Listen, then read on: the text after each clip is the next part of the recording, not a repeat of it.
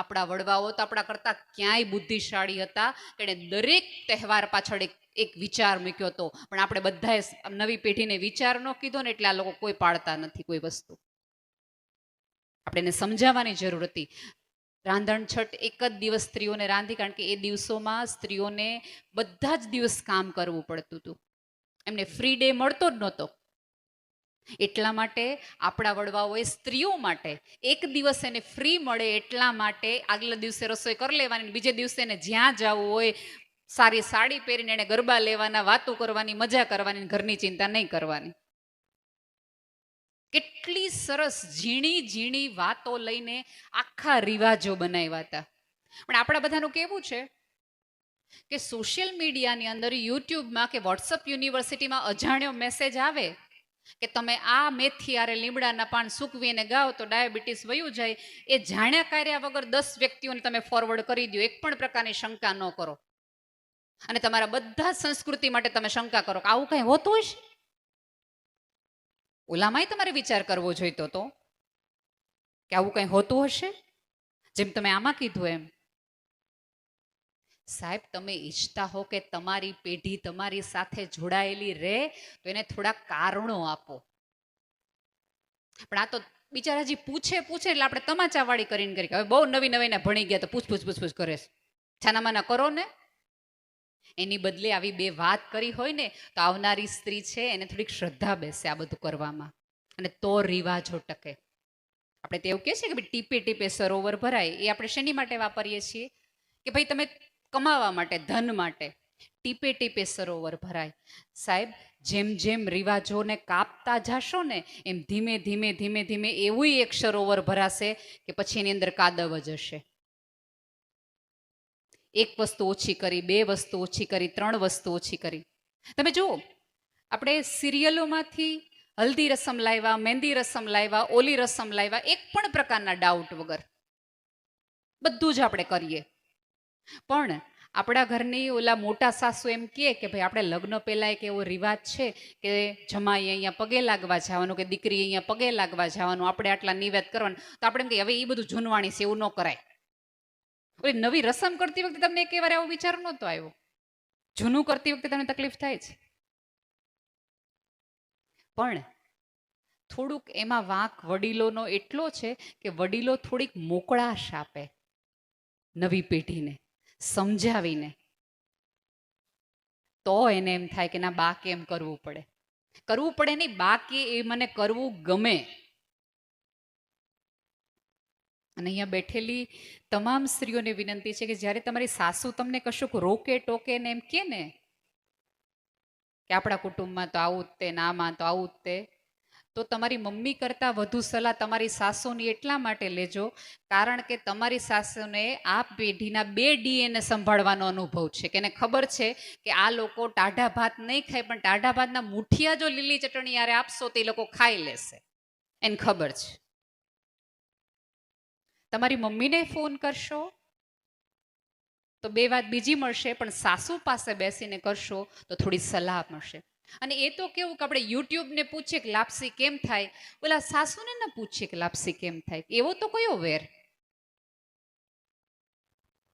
અજાણ્યાના ઘરે જઈને એમ કહીએ કે અથાણામાં આમ કરવું હોય તો શું કરી શકાય? એની બદલે સાસુને પાછામાં ખાલી પૂછો ને કે અથાણું કેમ થાય, ઈ એમ કહે કે હવે કાંઈ તારે અથાણા નથી કરવા, મેં બહુ કર્યા, તું રેવા દે છે. પણ આમાં એવું છે કે પૂછે નહીં ને એટલે થોડો બંનેનો ઈગો મોટો થતો જાય, અને કોઈ કારણ વગર ઝઘડા થાય.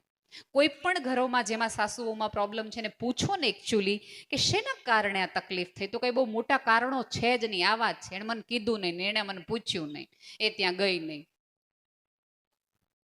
એના બદલે થોડો આવો પણ વિચાર કરવાનો રાખો. અને સમાજ જ્યારે એકત્રિત થયો છે ત્યારે મને ખબર છે સમય પૂરો થઈ ગયો છે, મારે એક છેલ્લી વાત એ કરવી છે. એક વખત એક જંગલમાં બહુ જ ભયાનક આગ લાગી, અને એવડી મોટી આગ હતી કે તેમાં કોઈ બચી શકે એમ જ નહોતું. ભયાનક આગ. વડલો કહે છે વડવાયું સળગિયું, મૂકી દો જૂના માળા, એ તમે બધા કવિદાદનું ગીત સાંભળ્યું હશે.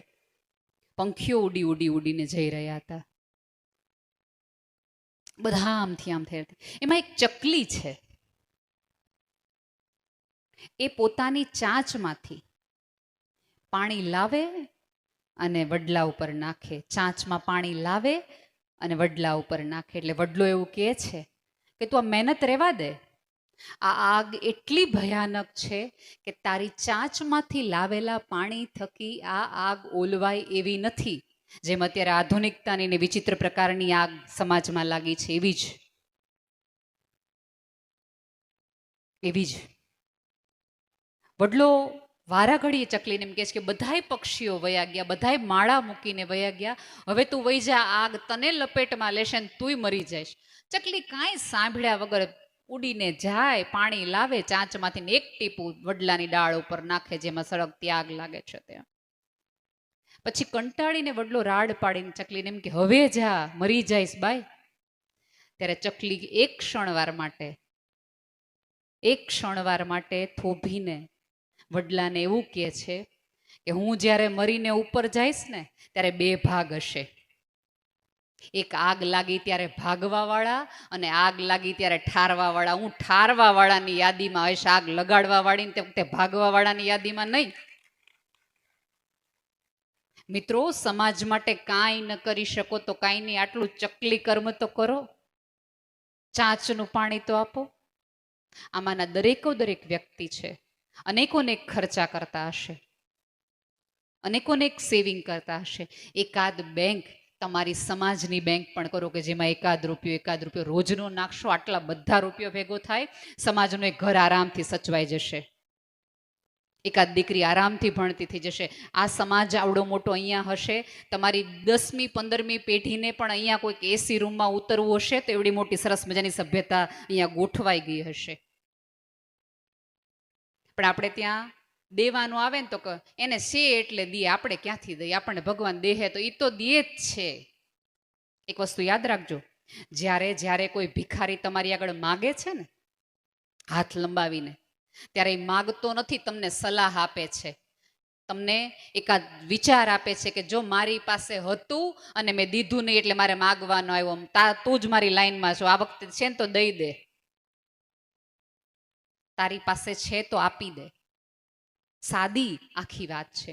અને મિત્રો, આમાં તો વાત એવી છે કે તમે અત્યારે અહીંથી ગાડી ચલાવીને ભુજ તરફ જાઓ, ગાડી ચલાવીને જતા હો અને નાનું એવું પક્ષી છે, નાની એવી ખિસકોલી છે કે ઉંદરડાનું બચ્ચું છે, એ તમારી ગાડીમાં આવી જાય, ચકદાઈ જાય અને તમારી અંદરથી ચીસ ન નીકળે ને તો માનજો કે પ્રાણી નથી મર્યું, તો તમારી અંદરનો માણસ મરી ગયો છે, બાકી તો તમારી ચીસ નીકળી જવી જોઈએ. અર, મારી ગાડીથી આ કંઈક મરી ગયું. તમારી અંદરની માણસાઈ મરી પરવારે ને ત્યારે કુટુંબના, સમાજના વડલાઓને આગ લાગતી હોય છે.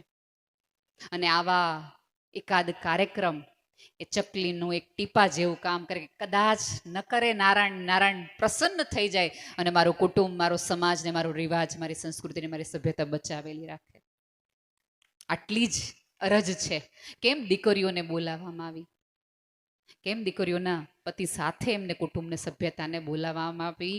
કારણ કે આ સમાજ જાણે અજાણે એ દીકરીઓના તમામ સાસરાવાળાને કહેવા માગે છે કે આ એ કુટુંબ છે કે જ્યાં સ્ત્રીને સન્માનિત કરવાની સામૂહિક પ્રવૃત્તિ થાય છે. એટલે અમે જેવું તેવી ત્યાં તમે નથી પરણ્યા. આ એવું કુટુંબ છે કે જ્યાં ખાલી કેવા ખાતર નારીનું સન્માન નથી, હૃદયથી નારીનું સન્માન છે. અને અહીંયા બેઠેલી તમામ સ્ત્રીને એક નમ્ર વિનંતી છે કે તમારી આજુબાજુની એકાદ સ્ત્રીને સુખી કરવાની થોડીક શરૂઆત કરો, એપ્રિશિએશન કરો. ક્યારેક એક સ્ત્રીને એવરેસ્ટ ચડવો સહેલો છે, પણ ઘરનું આંગણું ઓળંગવું એની માટે સૌથી વધુ અઘરું છે. પર્વત જેવું મોટું લાગે, એને બહુ તકલીફ પડે ઓળંગતા. આમાંની કોઈ એકાદ સ્ત્રી કોઈ કામ કરતી હોય, કોઈક સરસ જગ્યાએ નોકરી કરતી હોય, પોતાની ઓળખ બનાવતી હોય તો એને શાબાશી આપજો, એને વંદન કરજો. અને અહીંયા બેઠેલી તમામ સાસુઓની વિનંતી છે કે તમારી દીકરાની બહુ ભણેલ ગણેલ હોય, સમજુ હોય તો તમારા દીકરાને સમજાવજો કે બેટા સરસ રીતે ભણેલી છે, ગણેલી છે, સમજુ છે, તો એને કામ કરવા દે, અને અથવા તો એને એટલો બોલવાનો અધિકાર આપવા દે જેથી કરીને કોઈ એવું ન કહી શકે તને શું ખબર પડે, કારણ કે અત્યારના છોકરાઓ છે ને 7મા ધોરણથી મમ્મીઓને કહેવા માંડ્યા છે કે મમ્મી તને કાંઈ ખબર નથી પડતી, કારણ કે એને પપ્પાના મોઢે સાંભળ્યું છે કે મમ્મીને કાંઈ ખબર નથી પડતી. એટલે જ્યારે તમારો દીકરો કે દીકરી નાનું એવું બાળક આવું બોલે ને દાદાને ખબર ન પડે, દાદીને ખબર ન પડે, ત્યારે દાંત નહીં કાઢવાના. ત્યારે સરસ પાસે બેસાડીને ખબર પડે કે બેટા આ ગૂગલ કરતા મોટું વર્ઝન છે દાદા છે ને.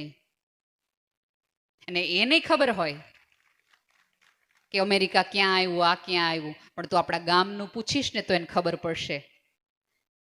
અને એને કહેજો કે આ પાયા જે દેખાતા નથી ને ઘરના, એ આ બધા છે. પણ આપણે મેં કીધું એમ કે સન્માન કોનું કરવાનું? બહારનું. વખાણ કોના કરવાના? બહારના, જે તમને મળતા નથી, ઓળખતા નથી. પાસેના શું કરવાનું? તો કે બહુ ભૂલ છે. ઉપર જાશો ને ત્યારે તમને કહેશે કે તમારામાં કોઈ ભૂલ છે. ક્યારેક છે ને આપણો આત્મા આપણને ના તો પાડતો જ હોય કે આવું મારે ન બોલાય, આવું મારે ન કરાય, પણ આત્માનો અવાજ છે ને ધીમો અવાજ છે. અને એકચ્યુઅલી આત્માનો નહીં, પરમાત્માનો અવાજ છે કે ક્ષણે ક્ષણે મને તમને રોકે છે કે આ ન કરાયા, કરાયા, બોલાયા ન બોલાય, અહીંયા જવાયા ન જવાયા, ખવાયા ન ખવાય. પણ આપણે એને ચૂપ કરી દઈએ. પછી આપણે એમ કે ઉપરવાળું મારું સાંભળતો નથી. આપણે ઉપર જશું ને ત્યારે એ આપણને કહેશે કે મારું કોઈ દી સાંભળ્યું હતું, હું તારું સાંભળું. બસ આટલી વાત અને આટલી કથા છે.